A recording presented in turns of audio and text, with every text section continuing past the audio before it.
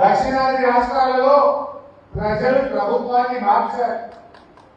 కేరళలో ఏం జరిగిందో, తమిళనాడులో ఏం జరిగిందో చూసాం. అధికారంలో ఉన్న కేరళ ప్రభుత్వాన్ని, అధికారంలో ఉన్న తమిళనాడు ప్రభుత్వాన్ని ప్రజలు పక్కకు జరిపిండ్రు, కొత్త పార్టీలను అధికారంలోకి తెచ్చారు. రేపు తెలంగాణలో కూడా కాంగ్రెస్ పక్కకు జరిపేది ఖాయం, బీఆర్ఎస్ అధికారంలోకి వచ్చేది ఖాయం. ప్రజలకు క్లారిటీ వచ్చింది. ఇవాళ కాంగ్రెస్ ఏది కూడా అమలు చేయలేదు. కాంగ్రెస్ కి గ్రాఫ్ డౌన్ అయిపోతుంది.